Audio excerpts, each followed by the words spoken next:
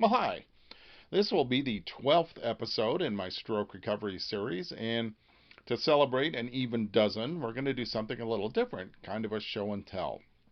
I've mentioned in the past that to help my recovery, I adapted some inexpensive different items to use as therapy tools, and we're going to examine some of them briefly.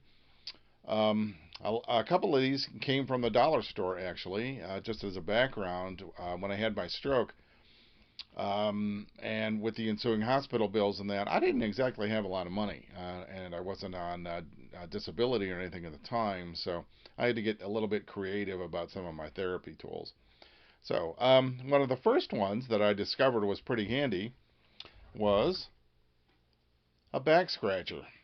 So, these come in pretty handy for not only the obvious scratching various parts of my body that I could no longer reach with my disabled hand, but also when I would drop things, it was pretty nice to be able to use it as kind of a rake to grab it and bring it over. So at Dollar Tree, that came in pretty handy. Another thing from the dollar store was a little rubber ball. This is good for practicing squeezing with my affected hand. That was a really great thing. And also just to wrap my fingers around it and stretch them out because over time the muscles get very stiff and it becomes very painful to move. So let's see, what else have we got here? Well, something that is really handy, poker chip. I discovered in trying to learn how to pick up small objects with my affected hand, trying to pick up coins. They did this to me in physical therapy, and I mean, it was just impossible. My fingers were just kind of blobs. They just didn't move. But I found that a poker chip is actually pretty handy for practicing not only picking them up, but holding on to them and letting go. Letting go becomes really hard. So that was a pretty cool item. Another thing that I already had around the house is a handkerchief.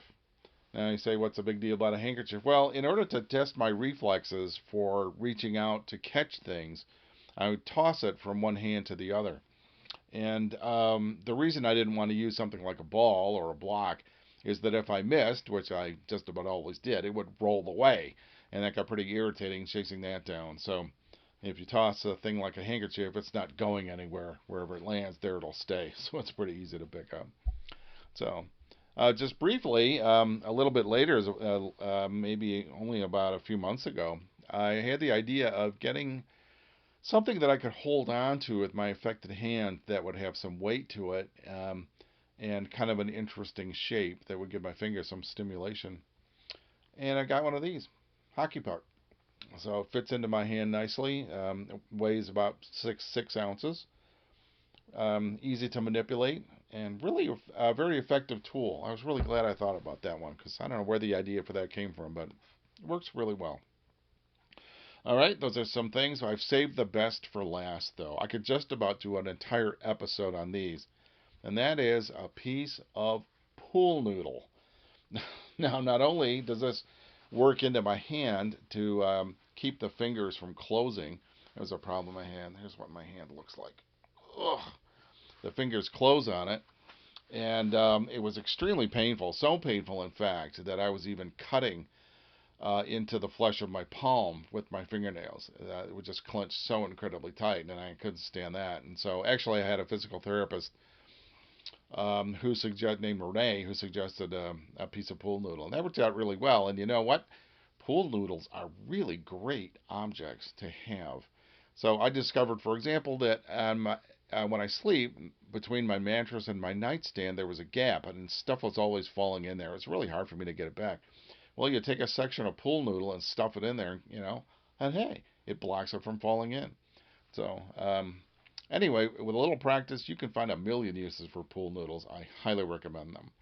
So, without getting into too much detail, because you can be creative about this stuff, um, there's amazing things that you can find just in everyday objects that will help you with your therapy. The idea, for example, one of the other things with the back scratcher is that I use it to scratch my fingers just to give them some stimulation because since my hand doesn't move, I can't reach out for a lot of stuff. And and the senses get really deprived, and your brain can forget that you actually have that limb. It can forget you have a whole side of your body if you don't remind it, and say, hey, by the way, this is my right hand. Hello, I'm still here.